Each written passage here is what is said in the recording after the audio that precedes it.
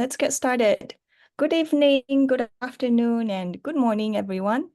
Thank you for joining the 7th session of this series, New Books from Japan. My name is Sayaka Chatani. I'm an associate professor in the history department of the National University of Singapore. The goal of New Books from Japan series is to introduce recently published Japanese language books on the history of modern Japan to wider audience. But today we will have the speaker introduce a Japanese language book in English and have the discussant discuss the book in Japanese. This is a bilingual forum where presenters, discussants, and participants may speak in English or Japanese, whichever is more convenient for you. We would like to create a friendly and safe environment, so please feel free to ask for clarification or partial translation. We are not testing anyone's fluency in either of the languages. 皆さん、こんばんは。MJHA New Books from Japan のブックトークスご参加ありがとうございます。こちらはバイリンガルのフォーラムでして、英語と日本語を好きなように使っていただいて構いません。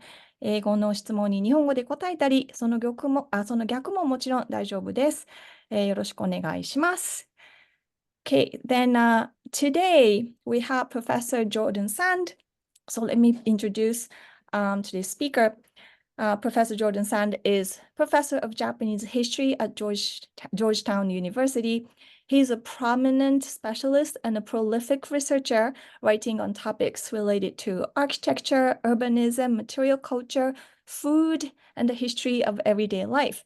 And of course, he's the author of many of the volumes that we are familiar with: House and Home in Modern Japan from Harvard University Press, 2004, Tokyo Vernacular, Common Spaces, Local Histories and Found Objects, University of California Press, 2013, and in Japanese, Teikoku Nihon no Seikatsu Kukan from Iwanami Shoten in 2015.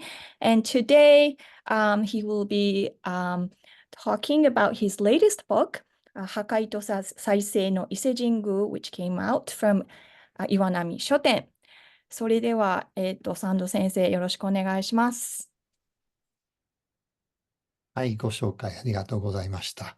I am indeed going to use my preferred language of English to introduce this book, although I published the book in Japanese. Thank you very much to Maho Ikeda, Sayaka Chatani, the whole MJHA team, to everybody else for coming today, and especially to Professor Takagi Hiroshi for agreeing to serve as discussant tonight. I'm very pleased and excited to have this forum together with Takagi sensei and with all of you. And I should say this book came out in December of last year from Iwanami here in Japan, a substantially revised English version with an additional chapter and introduction is under review. And at some point in the future, I am hoping we will see that book published in English as well. And that is to say that any comments I receive today and criticisms I receive today remain useful for the continual development of this project, although the Japanese version of the book is out. Okay, I'm going to talk briefly about how I came to write this book, show you a few slides, and then briefly summarize the chapters on the assumption that few people present are familiar with the contents of the book yet in the next 15 minutes. And at the end, I'm also going to touch on connections between my own work and Professor Takagi's work. So let me share a screen if I may.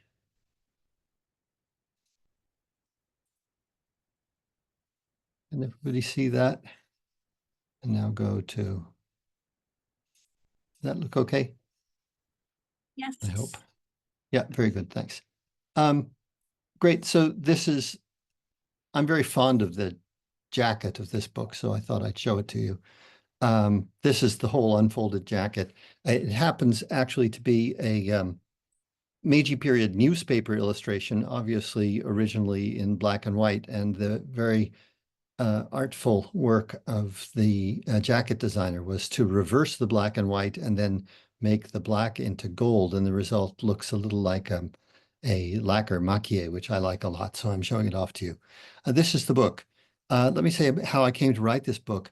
Although it's about Ise Jingu, it's not really a Shinto study, and I would like to send those of you English readers who want to know more about the history of Ise as a Shinto site to the excellent work of John Breen and Mark Taven, Taven, I believe it is, a social history of the Ise Shrines, which was a book I depended on greatly as I wrote this book. This book is more of an exploration of material history through the objects and practices of Ise Shrine across the centuries. And I started this project 10 years ago. I wrote a paper for a conference on heritage. The paper was called Ise Shrine as Metaphor. And that was about the 20th century and about discourses of what the practice of reconstruction, so-called Shikinen Zotai Sengu at Ise meant. And after I published that,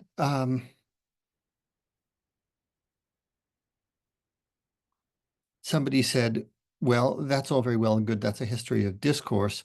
What about the history of the practice itself of reconstruction? And that then opened up a new line of inquiry for me. Since the general understanding is that the buildings have been reconstructed identically for 1,300 years, every 20 years, there might seem to be little eventful to record in that history. But in fact, it turns out to be a very curious and eventful history. And I've spent some years now exploring it, particularly exploring what happens to the stuff involved every 20 years. Excuse me. Let me riffle through just a few slides to give us a visual aid to thinking about the place. And then I will turn to the main points I want to make in this book. Oopsie, excuse me. There we go. So perhaps you've seen this before. Here are the two precincts, in this instance of the inner shrine at Ise, at the in that brief period when the new reconstruction is complete and the old remains standing. Here's what it looks like from the air in Google Earth today, or the satellite photos. And as you can see, the old structures have disappeared from the site, and a little shed is all that remains there.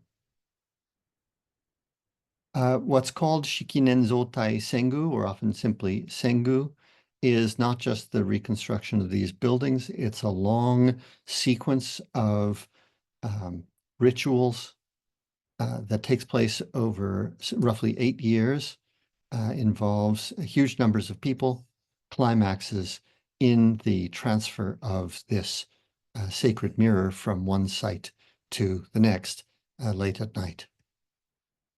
It begins, I believe the next round begins next year with the cutting of the first tree. This involves mobilization of thousands of people across some 250 kilometers. Loyal members of the Worshippers Association in the very last ceremonial participation, they are afforded lay the white stones around the inner precincts of the newly completed buildings. And then this ritual takes place, and that transfer of the mirror is something I think well known to people. But along with that mirror are masses of meticulously crafted treasures, objects of various sorts, many of them connected with ancient military, that is, horse trappings and weapons and so forth. Some of them decorative, and also together with them a remarkable collection of brocade vestments. All these things are made anew every 20 years by some of the finest craftspeople in the country. And then they're put in these coffin-like boxes. The boxes are purified and then socked away in the treasuries and at the newly built shrine, where they will not see the light of day for the next 20 years. Then they will be removed and taken to a museum on site, where that's what's done today. Okay. So what was this book about? As I said, after the chapter I published some 10 years ago, I was sort of challenged to address the history of Sengu itself.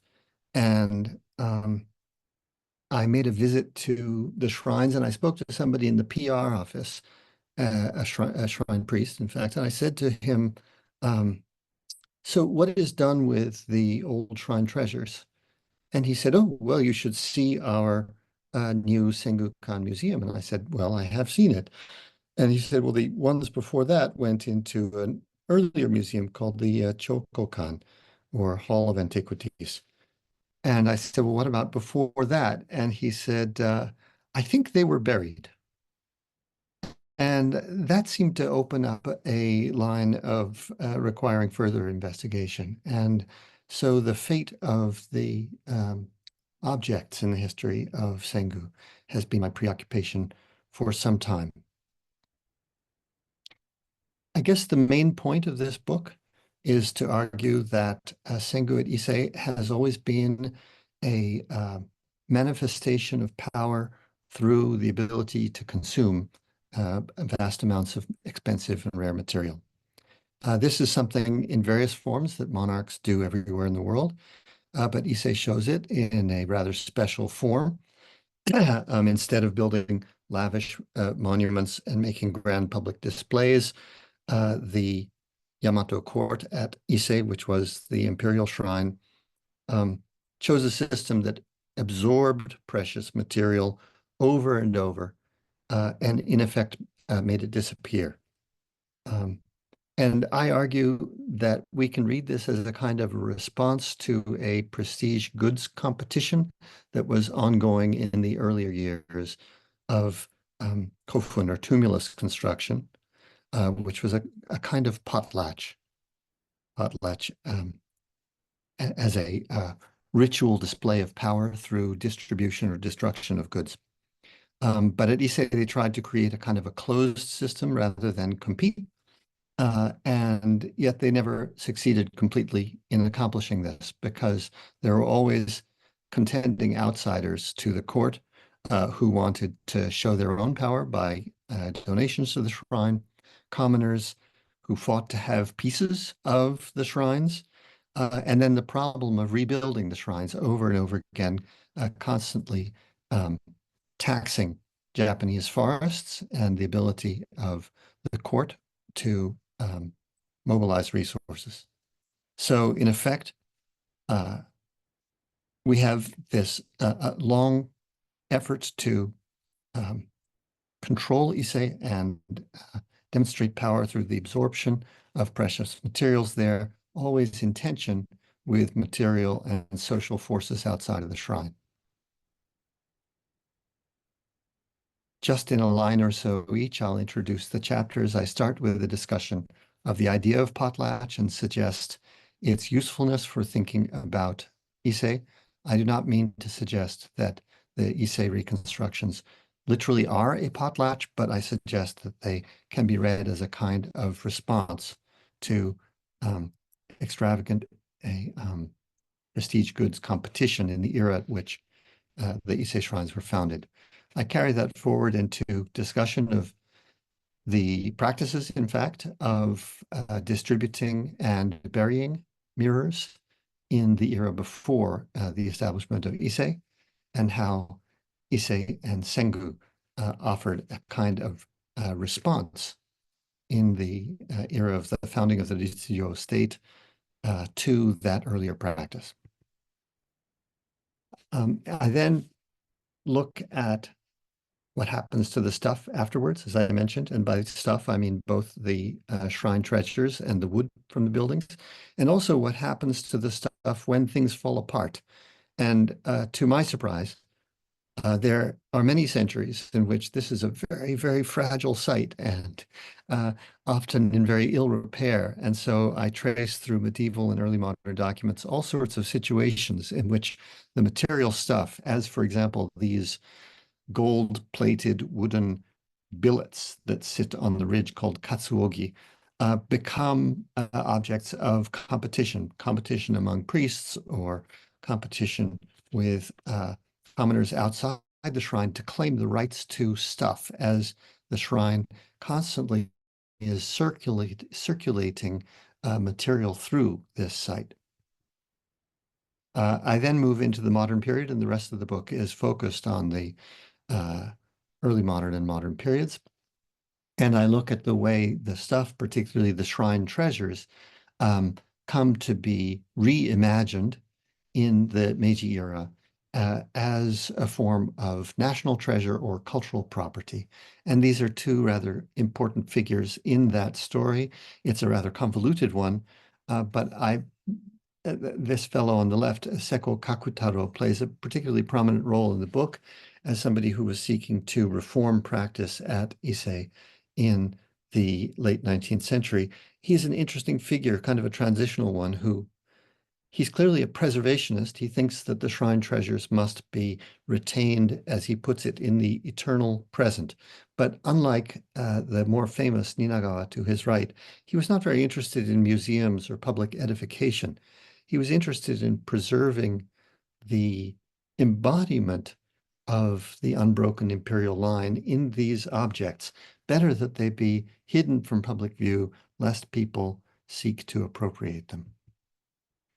But ultimately, the result of this change in perception of these objects would be indeed to build museums to contain them. This is one building that today contains shrine treasures and is in the vicinity of the shrines. And if you go there today, you will find shrine treasures removed from the shrines after the previous Sengu. They've now built a second one, which has similar objects in it, although a somewhat different function. I discuss both of these sites in the book. The next chapter actually gets rather into the proverbial weeds with a discussion of the receptacles in which the sacred mirrors have been placed. And I called this the case of the golden vessels because to me it really became a bit of a mystery novel as I pursued in the Meiji records what the government thought they should do with these receptacles after each Sengu. They're made of gold. Formerly, the shrine priests themselves divided that gold. The shrine priests divided that gold among themselves. And then the new government decided that was a problem. And it's interesting because you can see across the entire Meiji period, practically every branch of government gets involved in the question of what to do with these vessels. Most of the people involved, of course, because the Meiji government was formed by these Inaka samurai, right? Most of them had absolutely no knowledge about this inner sanctum of Japan's sacred site, but they have opinions about what should be done with these vessels.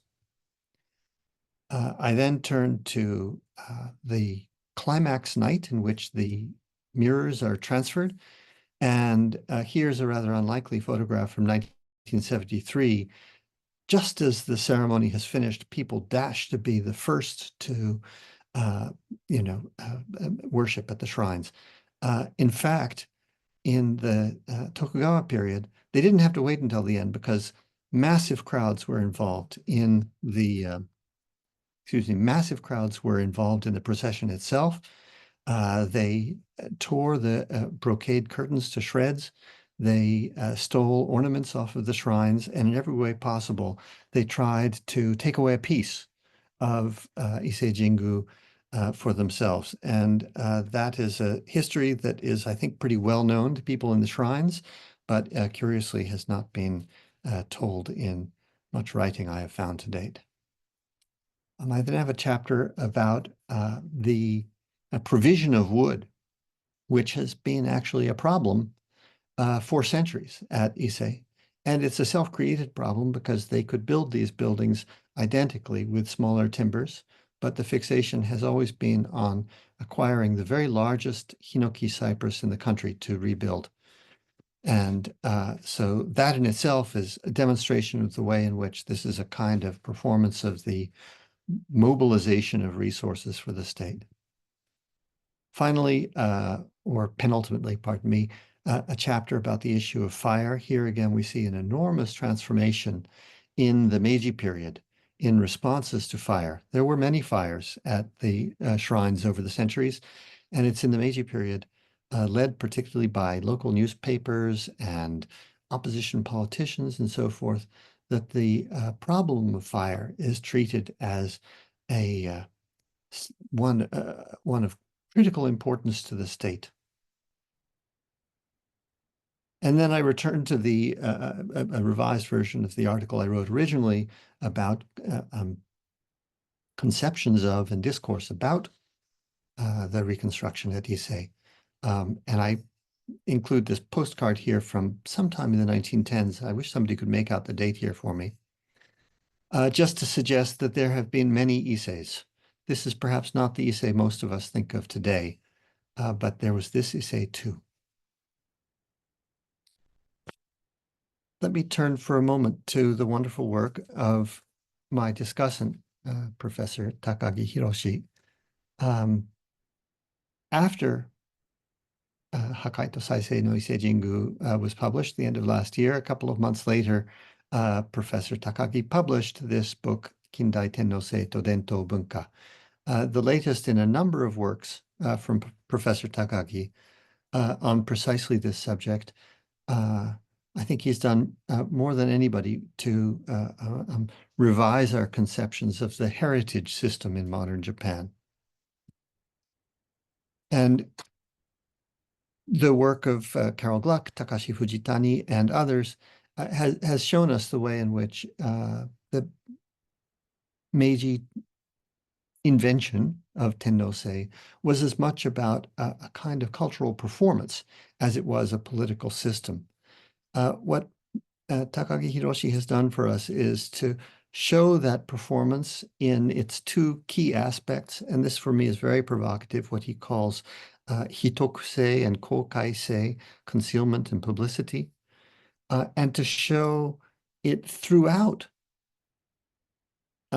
practices of heritage preservation and embodiments of history in the landscape, from accession rituals to ancient tombs, to the palace itself, to these objects associated with the imperial house, known as gyobutsu, to Ise and to other historical sites. This is an enormous contribution and very suggestive to me. And this book now allows me to go back and make some revisions in the English version of my Ise book. Takagi also makes a very interesting claim that all of this imperial enshitsu performance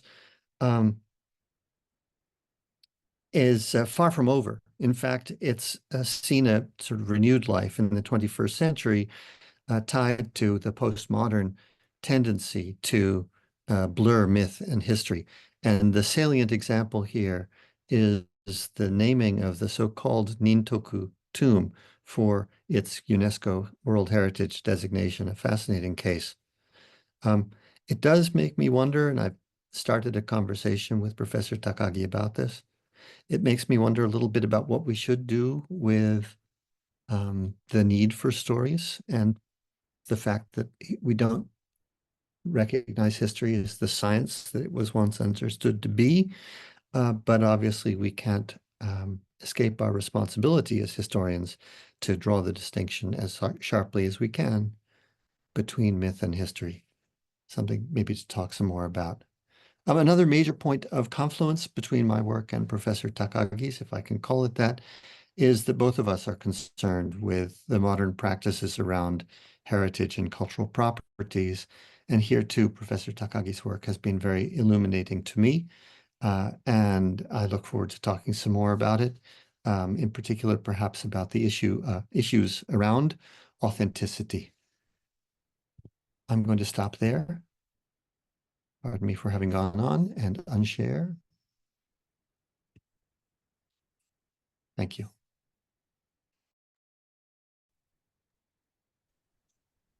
Well, thank you very much. Well, thank you especially to integrate and highlight the confluence between Professor Takagi's work and this Ise Jingu book. Now, let's have our colleague Ikeda-san to introduce the discussant, Takagi sensei.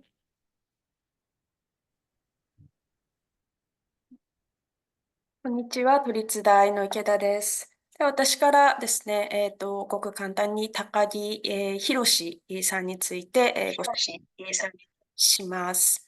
高木さんはですね、京都大学人文科学研究所の教授でありまして、もうすでにサンドさんから半ばご紹介もありましたけれども、近代天皇制に関わるですね、実に様々な文化的要素、例えば皇室儀礼や文化財、そして、古都、京都、奈良の、イメージなどについて、第一線で、考察を深められてきました。で、ご長所、ご編著も数えきれないほどあるんですけれども、そのうち最新の成果の一つが先ほども話に上がりましたこちらですね、近代天皇制と伝統文化になりまして、岩波書店から、今年の3月に出版されたものになります。でなおですね、これから高木さんがお話しされる時のレジュメ等をですね、それを機械翻訳を利用してサンドさんが手直ししていただいたもの、こちらをチャット欄に、お送りしました。ただちょっと私の設定が最初添付ファイルがですね、付けられないものになってまして、ドロップボックスのリンクを使ったんですけれども、もしこれで見られないようでありましたら、他の方法も考えますので、お知らせください。レジュメの方はメールでもですね、参加登録していただいた方には事前にお送りしてあるものになります。それでは、高木さんどうぞよろしくお願いいたします。こんにちは、高木です。京都は今日から梅雨入りということで、新しい季節なんですけれども、サンドさんの、破壊と再生の伊勢神宮という、ご本について、コメントしたいと思います。で、読んでいただいている方も多いと思うんですけれども、18世紀から20世紀初頭のアメリカの北西太平洋岸の先住民のポトラッチをですね、引用しまして、で、それが、7世紀の後半からですね、現代までの伊勢原理という形で国家のヘゲモニーを持続させるために物質を収集して、それを分配破壊するという、そういう伊勢原理という概念を使われています。で、非常に面白く読ませていただきました。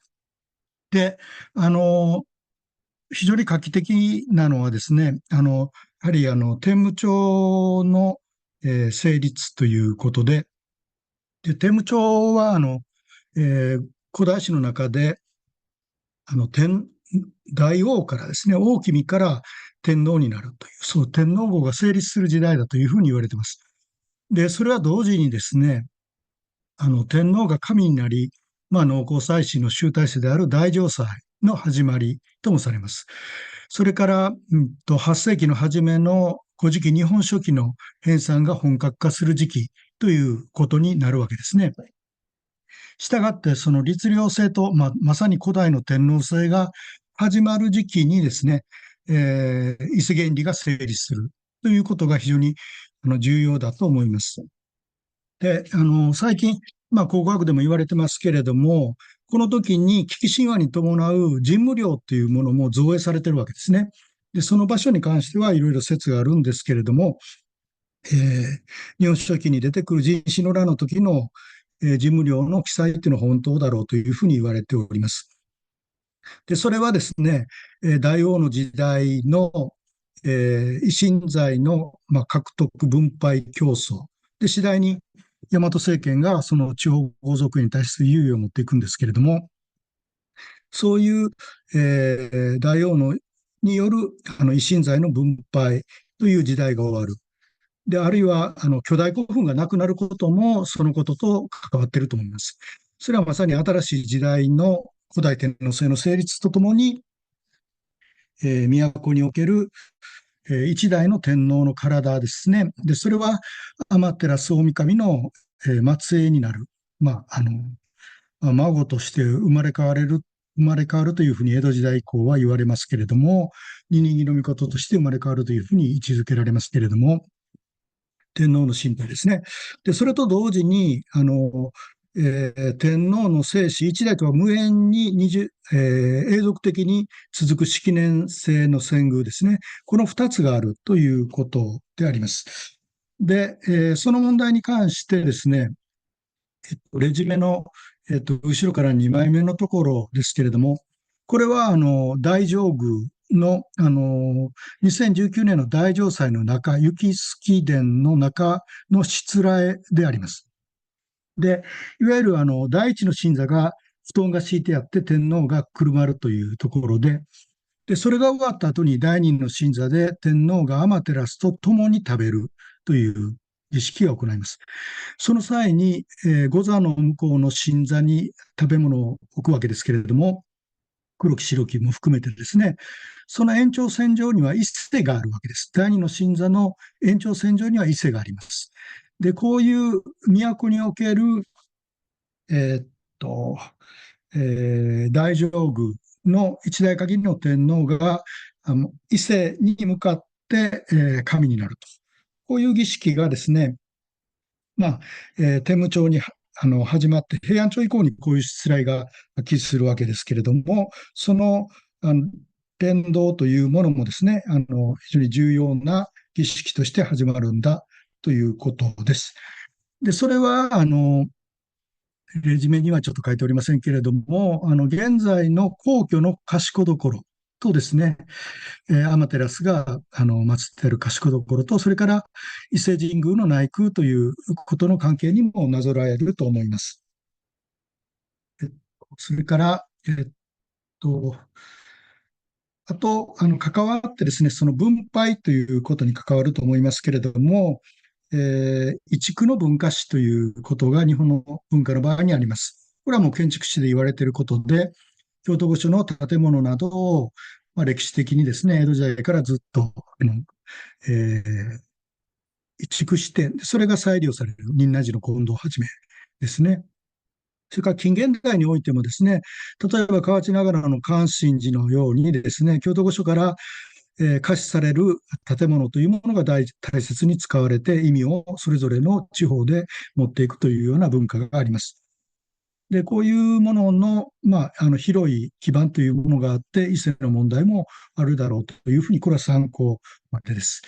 それから次も参考までなんですけども、蜷川のリタネと明治5年の人心の訪問調査に関わってですけれども、この人種の訪問調査というのは、1890年代に行われるローラー的な全国の臨時訪問調査とは違って、非常に象徴的な社寺の訪問調査であるわけですね、東大寺当時。で、それと同時にもう一つ大きな役割はですね、皇室に関わる宝物っていうものがどれぐらいあるのかということですね。で、結局ほとんどないということがわかるわけです、明治5年に。で、従って、正倉院の宮内省医官やですね、法隆寺の献納宝物ということがこの後に起こってくることになります。しかしながら、これは佐藤先生がおっしゃるように文化財化の始まりであるわけです。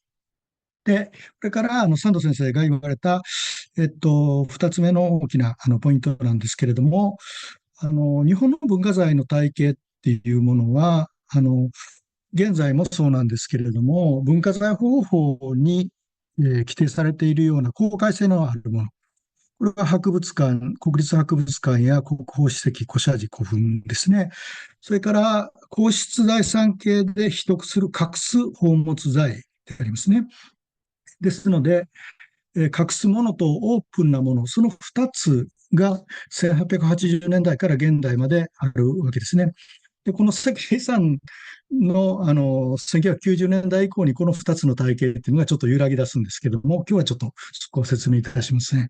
で、新法が蜷川瀬古によって、明治5年以降、文化財化されるわけですけれども、この鉄火御物という、その言葉もですね、非常に三度先生のご関心と関わると思うんですけれども、神聖性と物語の間、境界とかですね、揺らぎっていう、そういう面白さの問題にも関わるんですけれども、鉄火御物という言葉自体は、丸二の方になるかとは思うんですけど、実は、これは、オープンなもので一番目である。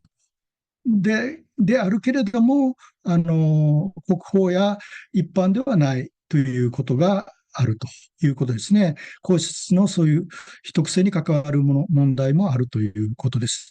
で、それはですね、最後のページですけれども、倉田山に、彫刻館と農業館ができる時ですけれども、この時にですね、鉄火業物拝観所というのは別にありました。真ん中が彫刻館ですけれども、そこに置かれる古物とは別にですね、鉄火業物ということが、親宴会の会員に限って見せるという形になります。しかしながらそれが、サンド先生が指摘されるように、後に、彫刻館に移管されていくということに、なるわけです。しかしながらですね、えーっと、現在もですね、鉄火具物御神宝と言われるものの中には、前近代のものと、式年ごとにですね、全国の神社に、とか鉄火されるものという階層性があるということがあると思います。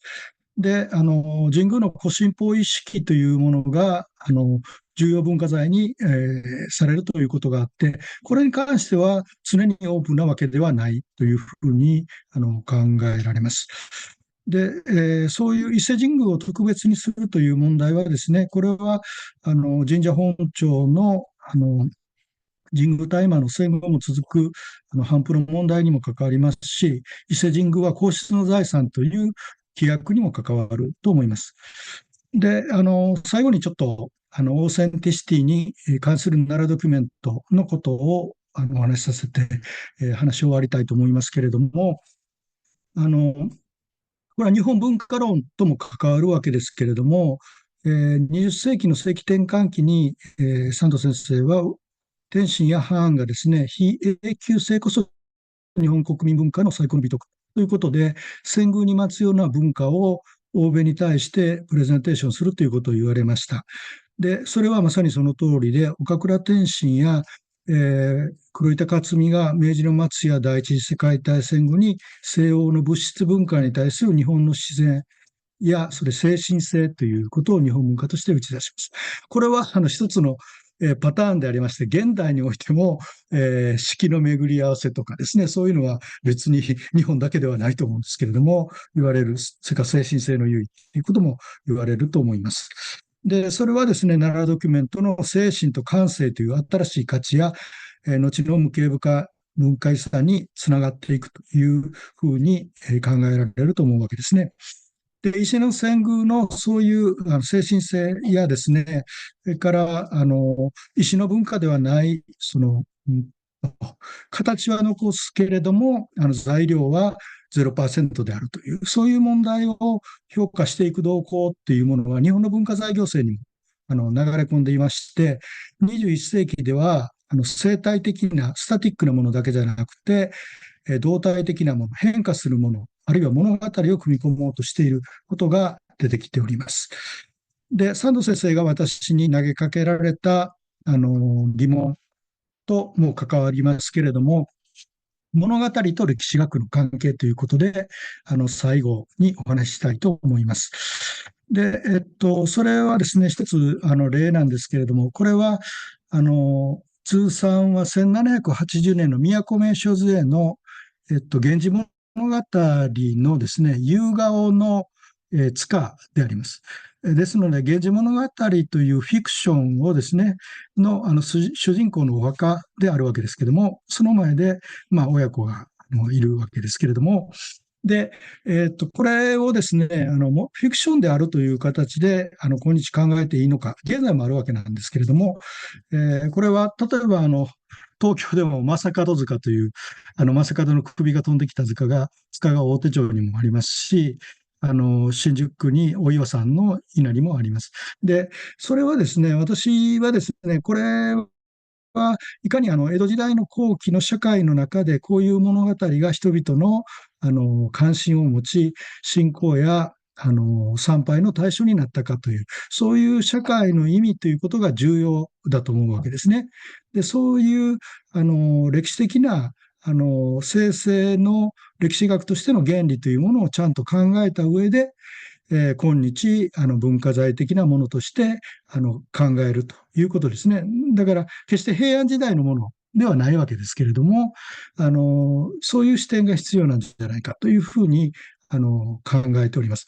したがって仁徳天皇陵というのもですね、ある意味で仁徳天皇っていうのは、ここ130年ぐらいに確定した言葉ですので、ある意味で近代化遺産的なそういう名付けだというふうに考えれば、それを知った上で、5世紀の大王母が、誰かわからない大王母が、江戸時代の後期から、仁徳天皇陵として人々の関心を持ったというふうに、変化を持って考えるというふうに考えております。すいません、ちょっと時間を延長しました。以上で終わらせていただきます。